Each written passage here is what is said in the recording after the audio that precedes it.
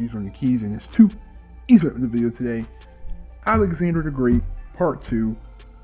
Let's not even waste time. Before we watch the video, leave a like. Leave a like and definitely subscribe if you are new to the channel. But let's just watch this, bro.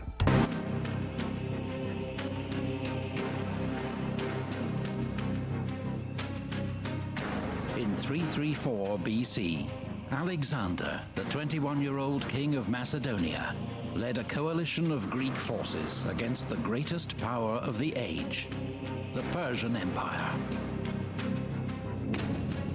He led an army of skilled veterans. At its heart, men of the Macedonian phalanx, armed with the 18-foot sarissa pike, and the elite horsemen of his companion cavalry. Together, at the Battle of the River Granicus, they'd won a first decisive victory over the Persian army. Now, as Alexander approached Sardis, capital of the Persian province of Lydia, its commander surrendered without a fight. Wow. But before Alexander could advance further, he needed to neutralize Persian naval power. Persia had a powerful fleet with major naval bases around the eastern Mediterranean that could potentially cut his lines of communication back to Greece. Rather than challenge the Persians at sea, Alexander decided to attack its nearest bases, the Greek coastal cities of Miletus and Halicarnassus. Both put up determined resistance, but were taken by winter.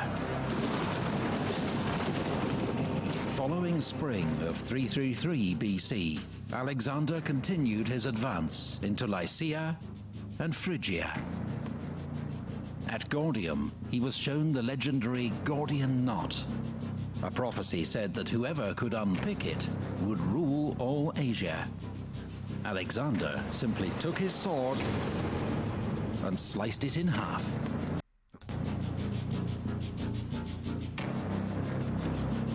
Meanwhile, Memnon of Rhodes, a skilled Greek general in Persian service, led Persian warships into the Aegean and captured the islands of Chios and Lesbos. But after Memnon's sudden death from illness, the offensive was abandoned.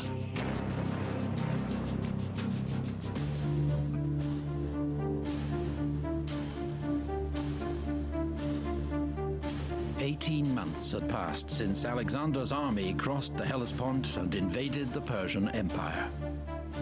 Now, Alexander led his men into Cilicia and was soon poised to cross the Nur Mountains into Syria. But then, the main Persian army, led by King Darius III himself, emerged behind the Greek army to the north. So this area is basically where the Ottoman Empire would normally be, because I see like this is a pub. This is like near the top of near like the top of Africa, so like near the Middle East.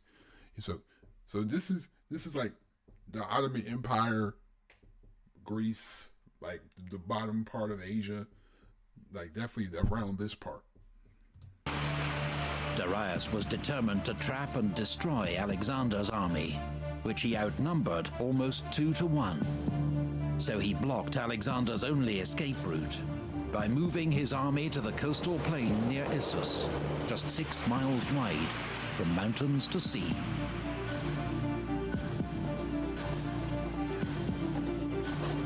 The narrow battlefield would force Alexander to fight, but it also prevented Darius exploiting his huge numerical advantage.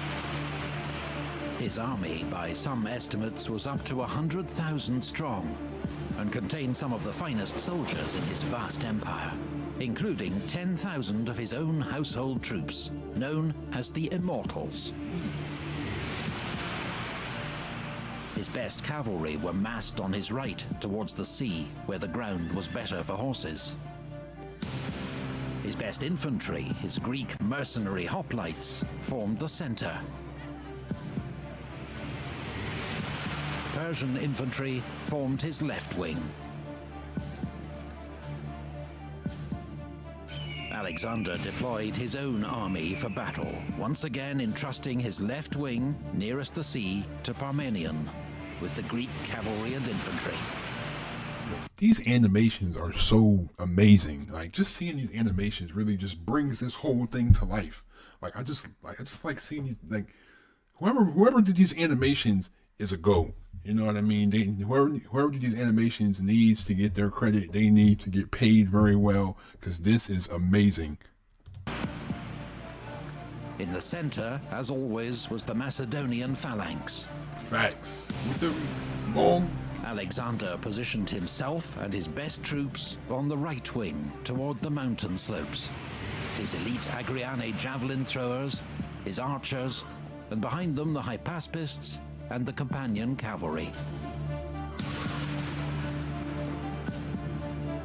When Alexander saw the strength of the Persian cavalry facing Parmenion on the left, he moved across his Thessalian cavalry to reinforce him. Despite his overwhelming numbers, Darius held his position behind a small river, the Pinarus, and waited for Alexander to attack. He didn't have to wait long. Alexander called out to his men, urging them to fight bravely, picking out some by name. Then, at the head of his army's right wing, he charged. Yo, just like the way that war has fought has been like, they really just charged into the enemy and just started fighting, and they just basically fought to the last man. Like the way, like just you could just see, like just seeing the way that war strategies have changed over the years. Like this is definitely, I feel like this is obviously this is a primitive strategy because nobody would do this now. But just seeing that, and the thing is, you're basically right in the middle of the action. You can be surrounded on all sides by an enemy, and you don't even, like, you have to really pay attention to who your enemy is.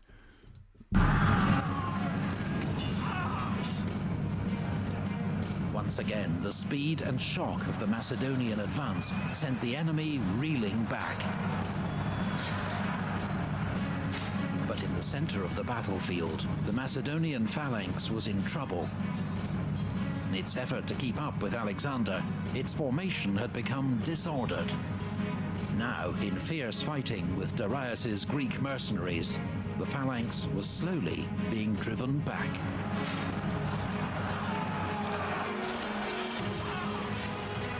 Alexander, seeing the danger, regrouped and led the companions in a headlong charge straight at the Persian center. Oh my goodness! This is crazy. The mercenaries threatened on their flank were soon in disarray, and the Macedonian phalanx was able to resume its advance. Alexander fought his way towards the great king Darius himself. Rather than face this apparently mad and fearless Macedonian king, Darius fled the battlefield in his royal chariot.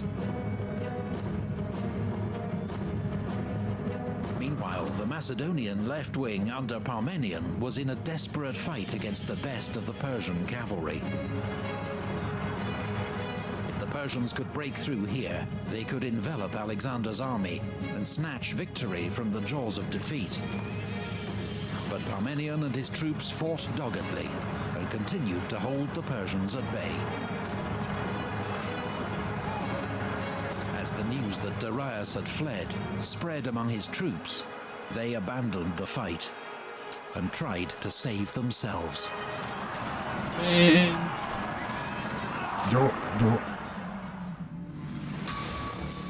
The battle turned into a massacre.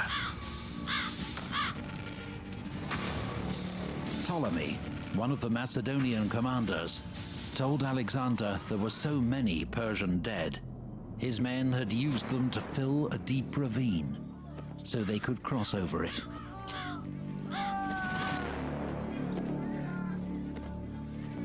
They savages, man.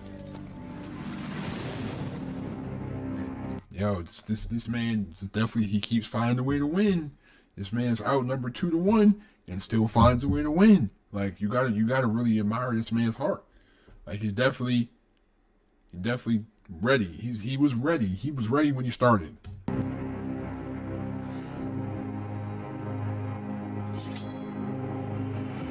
The Battle of Issus was a stunning victory for Alexander. And amongst the spoils of victory were Darius's wife, mother, and 3 children, all taken alive and well treated by Alexander. With the Persian field army in retreat, Alexander now turned to subduing the western territories of the Persian Empire. The next year, 332, the coastal cities of Phoenicia submitted to Alexander, ending Persian naval power in the Mediterranean. But the island city of Tyre resisted. Tyre's defenders fought bravely and skillfully, even when Alexander began building a causeway to the island, protected by 2 giant siege towers, which they counterattacked with fire ships. But after 7 months, the city walls were breached and Tyre fell. Most of its citizens were killed or enslaved. Gaza, too, was taken by siege. Alexander continued to Pelusium on the Nile Delta, where the Persian governor of Egypt surrendered the entire province to Alexander, along with the royal treasury. Wow. Oh my, all that land? Holy moly. Oh. So this man literally has a portion of Greece. Now he's going into where the Ottoman Empire is. Now he's in the Middle East. Like this man is gaining ground. Like this man, like he literally just gained all that land in one foul swoop.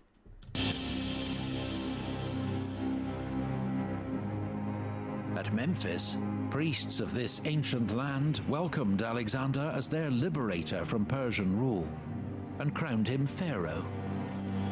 Whoa! At the mouth of the Nile, he founded a new city, Alexandria. Then traveled to the desert oracle of Siwa, where according to some accounts the priests welcomed him as son of Amun, king of the gods. Alexander returned east to Tyre, where in 331 BC he received news of trouble back home. Despite his great victories over the Persians, many Greeks regarded Alexander as a tyrant. King Agis of Sparta, with Persian support, now launched a revolt against Macedonia. Antipater, Alexander's commander in Greece, was already dealing with rebellion in Thrace. But he quickly marched south and met Agis in battle near the city of Megalopolis. So it's basically a revolt within the revolution, because he's already leading the revolution. Alex is already leading the revolution, so you got people revolting within the revolution, like this whole convoluted system. Even the legendary Spartans were now no match for Macedonian military power.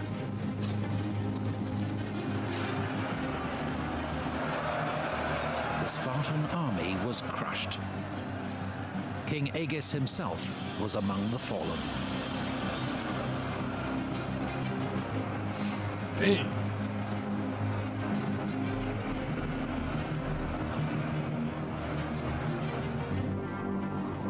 With his base in Greece secure once more, Alexander advanced towards the Persian heartlands, seeking a final showdown with Darius. He received a letter from the Persian king offering him a fortune in gold, his daughter in marriage, and half his empire in exchange for peace. But Alexander's stunning victories, all the oracles and acclamations, had now convinced him that his destiny was to rule the world. He rejected the Persian king's offer. Big-headed. He didn't want half the empire. Whole thing. He was coming to take it all. Whole thing. I want it all. I don't blame him. Research and art.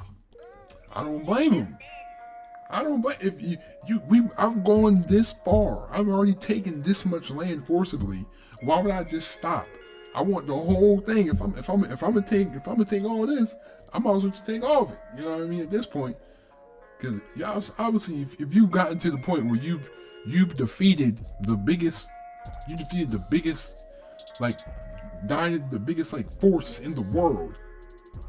At that time, you're gonna get to the point where it's like, oh, if I can defeat them, I can really defeat them and destroy and take over everything, and now this will all be mine. Like, I definitely don't fault him for thinking that way, because I would have thought the same way too. If like I could beat you, I might as well destroy you all. I might as well destroy you completely, wipe you out of the whole picture. Anyway, thank you again for watching. Leave a like if you enjoyed. Subscribe if you are new to the channel. Don't forget to share the video wherever you share videos at. I do have a Patreon. I don't know what I would put. Like I would have to y'all would have to let me know what I can put on there, because I don't know what I would put on my Patreon. But definitely, if you would like me to put some things on my Patreon, if you want to support my Patreon, the link is in the description. I don't know.